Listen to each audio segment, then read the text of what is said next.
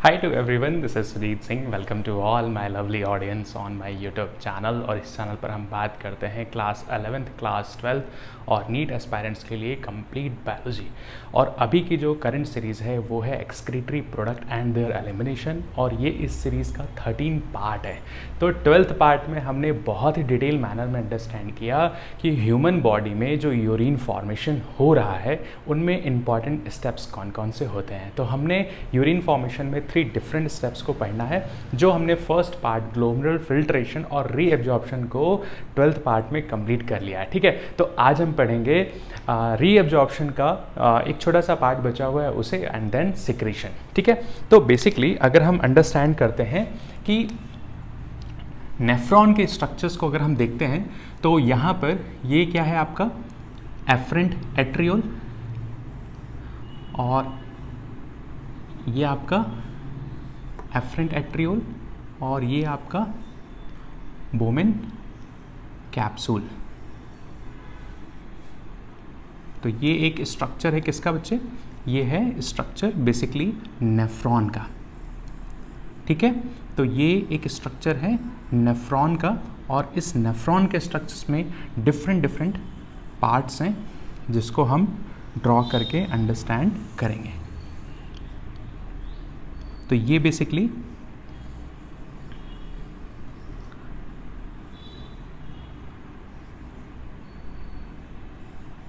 एक नेफ्रॉन का स्ट्रक्चर है। ठीक है, अब देखो यहाँ से ब्लड जो है वो इंटर कर रहा है, और ये है आपका यहाँ से ब्लड बाहर की तरफ नेफ्रॉन से बाहर जा रहा है। तो इसको हम बोलते हैं, यहाँ से आपका क्या हो रहा है, ब्लड इंटर कर रहा है, और यहाँ से जो ब्लड है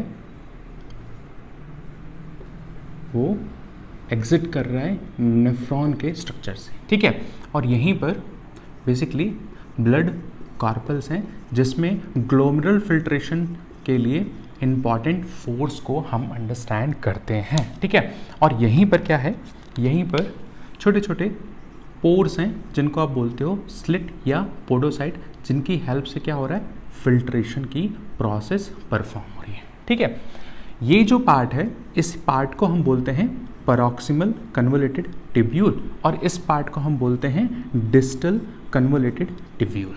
ठीक है, इसको हम बोलते हैं लिम्ब लूप ऑफ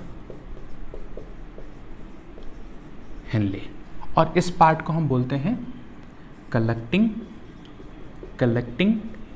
डक्ट। ठीक है, तो बेसिकली हमने जो यूरिन फॉर्मेशन के स्टेप्स में यूरिन फॉर्मेशन के स्टेप में हमने 12th पार्ट में ये डिटेल मैनर में अंडरस्टैंड किया कि ग्लोमेरुलर फिल्ट्रेशन किस तरीके से होता है और कितना नेट फोर्स इस पर जनरेट होता है। सेकंड जो प्रोसेस है जिसको हम बोलते हैं रीएब्जॉर्प्शन,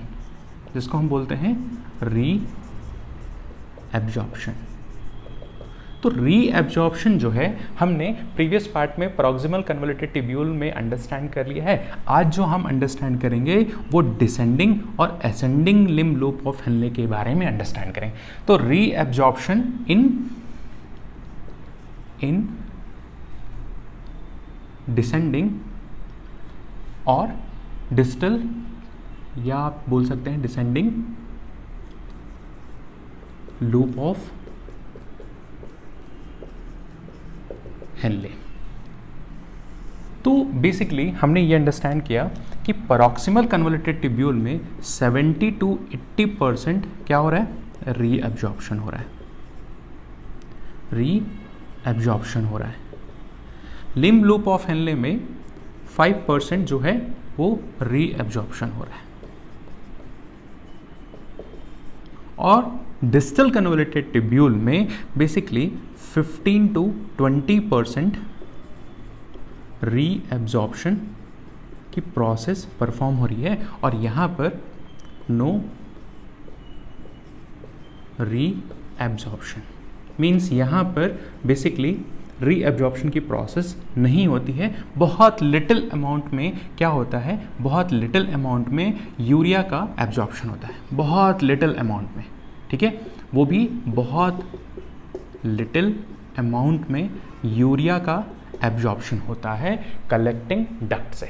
तो basically reabsorption in loop of Henle में हम ये अंडरस्टैंड करते हैं कि यहाँ पर जो लूप ऑफ हेनले है, इस लूप ऑफ हेनले में दो डिफरेंट तरह के रीजन होते हैं। एक को बोलते हैं थिक रीजन, दूसरे को बोलते हैं थिक रीजन। ठीक है, तो बेसिकली अगर आप अंडरस्टैंड करो तो ये क्या है आपका,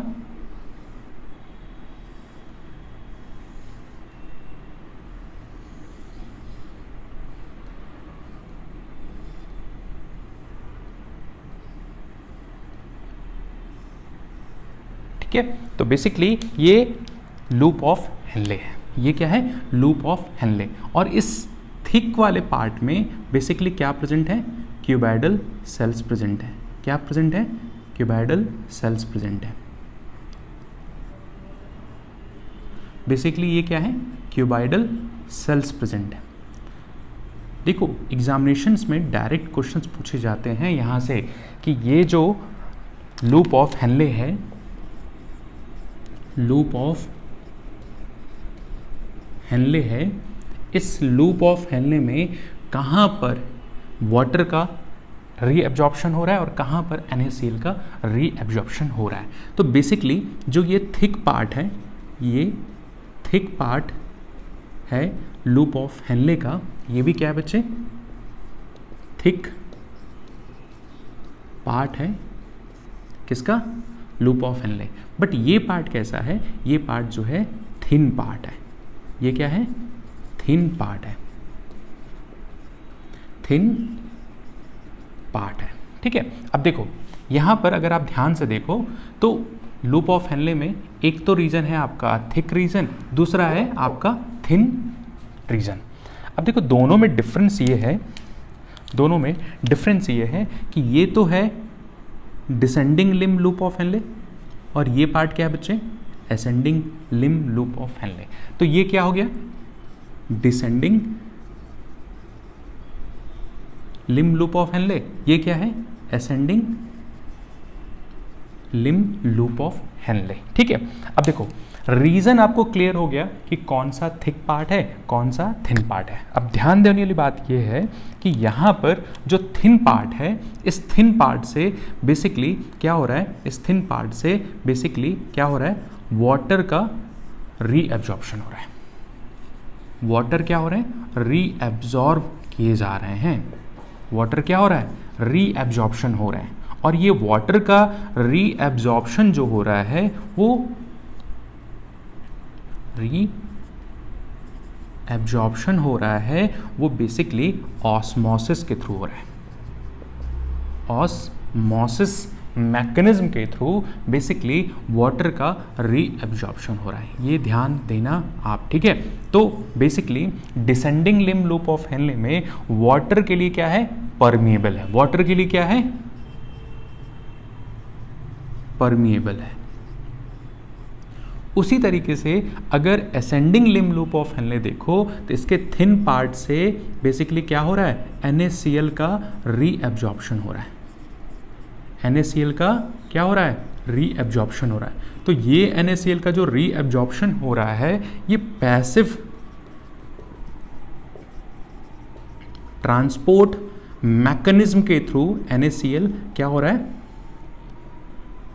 मैकेनिज्म के थ्रू एब्जॉर्ब हो रहा है। लेकिन अगर थिक पार्ट में देखो तो थिक पार्ट में जो NaCl का रीएब्जॉर्प्शन हो रहा है वो बेसिकली एक्टिव ट्रांसपोर्ट के थ्रू NaCl क्या हो रहा है, रीएब्जॉर्ब हो रहा है। ठीक है, तो इस नेफ्रॉन के डिफरेंट स्ट्रक्चर्स पार्ट्स में ज़्यादातर बेसिकली पैरोक्सिमल कन्वोल्यूटेड ट्यूब्यूल में ही क्या हो रहा है, रीएब्जॉर्प्शन हो रहा है। 70 to 80% रीएब्जॉर्प्शन जो हो रहा है वो पैरोक्सिमल कन्वोल्यूटेड ट्यूब्यूल के नेफ्रॉन रीजन से ही कंप्लीट हो जा रहा है। 5% जो रीएब्जॉर्प्शन है वो कहाँ से हो रहा है, लूप ऑफ हेनले से हो रहा है, और बचे हुए 15 to 20% का रीएब्जॉर्प्शन कहाँ से हो रहा है, तो वो हो रहा है बेसिकली डिस्टल कन्वोलेटेड टिब्यूल। ठीक है, अब देखो डिस्टल कन्वोलेटेड टिब्यूल में जो रीएब्जॉर्प्शन हो रहा है ये एक तरह का कंडीशनल रीएब्जॉर्प्शन है। ठीक है, मीन्स आप कह सकते हो कि डिस्टल कन्वोलेटेड टिब्यूल में basically conditional reabsorption process perform हो रहे हैं, और ये रीएब्जॉर्प्शन प्रोसेस परफॉर्म होने में, क्योंकि डिस्टल कन्वोलेटेड टिब्यूल में बेसिकली अगर आप अंडरस्टैंड करो तो यहाँ पर मैकुला सेल्स प्रेजेंट होती हैं। ठीक है, तो डिस्टल कन्वोलेटेड टिब्यूल में हैव प्रेजेंट मैकुला सेल्स। ठीक है, देखो मैकुला सेल्स जो हैं वो बेसिकली ये मैकुला सेल्स जो हैं वो कहाँ प्रेजेंट होते हैं, वो सिर्फ और सिर्फ नेफ्रॉन के डिस्टल कन्वोलेटेड टिब्यूल्स में ही प्रेजेंट होते हैं, और यहाँ पर कुछ रिसेप्टर्स हैं। ये क्या है, कुछ रिसेप्टर्स हैं। रिसेप्टर किसके, तो for ADH anti diuretic hormone के रिसेप्टर्स प्रेजेंट हैं, जो बेसिकली क्या करेंगे, जो बेसिकली जब इस रिसेप्टर पर ADH आकर के बाइंड करेगा तो बेसिकली इस मैकुला सेल से वाटर और सोडियम का रीएब्जॉर्प्शन होगा। तो सोडियम का जो रीएब्जॉर्प्शन हो रहा है वो हो रहा है एक्टिव ट्रांसपोर्ट के थ्रू। एक्टिव ट्रांसपोर्ट के थ्रू क्या हो रहा है, रीएब्जॉर्प्शन हो रहा है। लेकिन अगर हम वहीं वाटर का रीएब्जॉर्प्शन देखें तो ये वाटर का जो रीएब्जॉर्प्शन हो रहा है वो कैसे हो रहा है, पैसिव ट्रांसपोर्ट के थ्रू हो रहा है। ठीक है, अब देखो यहाँ पर अगर हम इस मैकेनिज्म को थोड़ा सा डिटेल में देखें तो मैकेनिज्म में हमें ये अंडरस्टैंड करना पड़ेगा कि बेसिकली अगर हम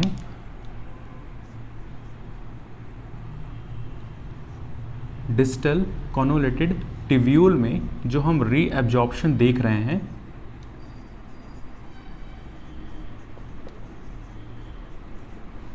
मीडिएटेड बाई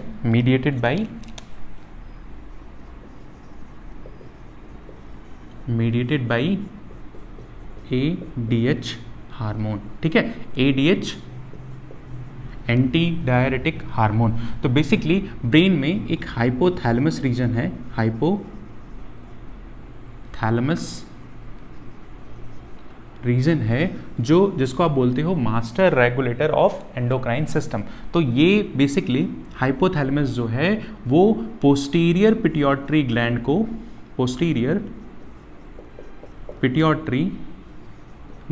को स्टिमुलेट करेगा, और पोस्टीरियर पिट्यूटरी ग्लैंड क्या रिलीज करेगा, रिलीज ADH हार्मोन, या इसी हार्मोन को आप बोलते हो वैसोप्रेसिन। ठीक है, ADH का फुल फॉर्म है anti diuretic hormone.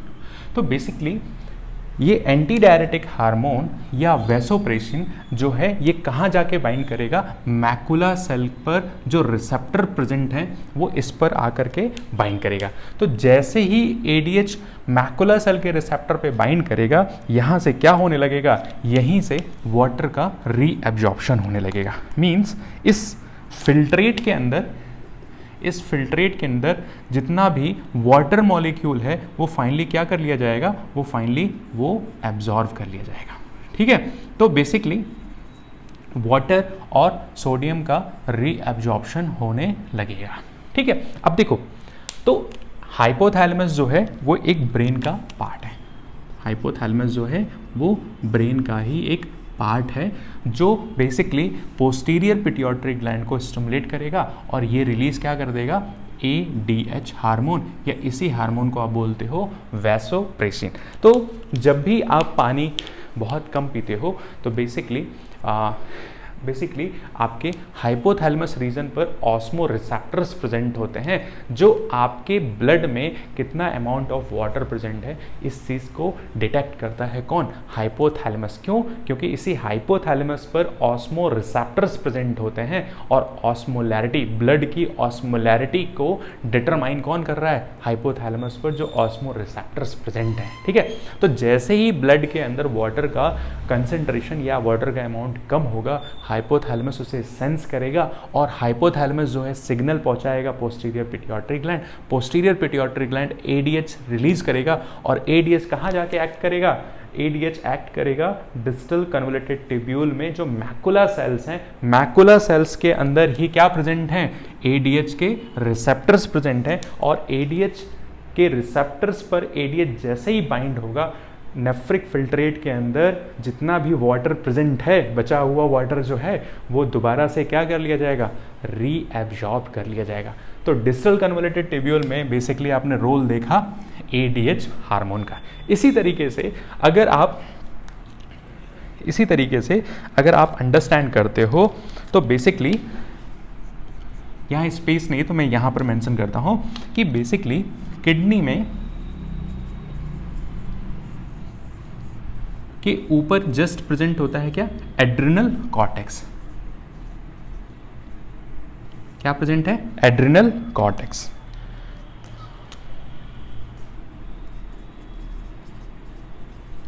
Adrenal cortex. और एड्रिनल कॉर्टेक्स जो है वो क्या रिलीज करेगा? Release aldosterone hormone. और ये हार्मोन किसके स्टिमुलेशन के रिस्पेक्ट में रिलीज होगा? तो बेसिकली ये रिलीज होगा आपका एड्रिनल कॉर्टेक्स को स्टिमुलेट कौन कर रहा है? बेसिकली जेजी सेल्स। ठीक है, तो बेसिकली अगर आप अंडरस्टैंड करो तो ये आपकी क्या है? ये आपकी सपोज ये क्या है? आपकी किडनी है। ठीक है, ये क्या है? आपकी किडनी है। तो किडनी के अपर सरफेस पर क्या प्रेजेंट है? एड्रिनल ग्लैंड प्रेजेंट है। तो ये क्या है? आपकी एड्रिनल ग्लैंड।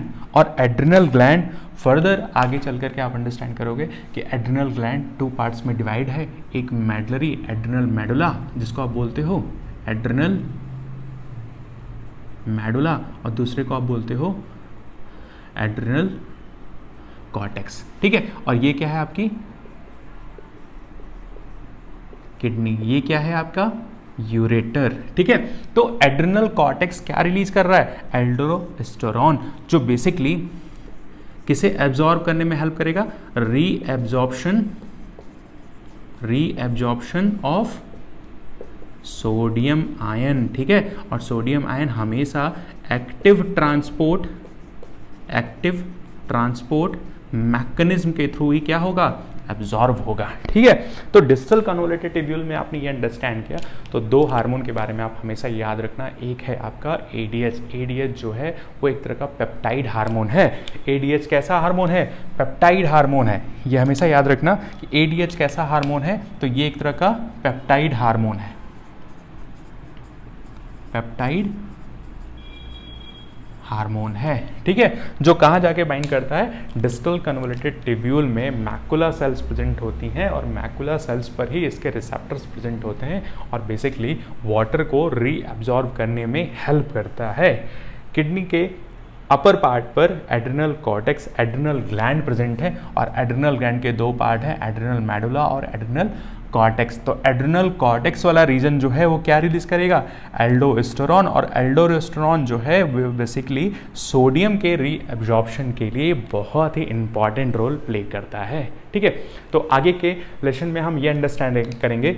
हमने अंडरस्टैंड किया कि कलेक्टिंग डक्ट में रीएब्जॉर्प्शन की प्रोसेस नहीं होती, बहुत ही लिटिल बिट अमाउंट में यूरिया का रीएब्जॉर्प्शन होता है कलेक्टिंग डक्ट से। तो रीएब्जॉर्प्शन का पार्ट हमने कंप्लीट किया। इसके नेक्स्ट क्लास में हम बेसिकली अंडरस्टैंड करेंगे ट्यूबुलर सिक्रीशन या सिक्रीशन। सिक्रीशन में बेसिकली क्या होता है कि आपके ब्लड की ऑस्मोलैरिटी और नेफ्रिक फिल्ट्रेट की ऑस्मोलैरिटी को मेंटेन करने के लिए हम दोबारा से इसमें क्या करते हैं? ट्यूबुलर सिक्रीशन करते हैं। मींस हम एसिड बेस को बैलेंस करने के लिए या आयनिक को बैलेंस करने के लिए हम कुछ आयंस का इसमें क्या करते हैं, एड ऑन करते हैं। तो इसी चीज़ को हम अंडरस्टैंड करेंगे नेक्स्ट पार्ट में। चलो, थैंक यू।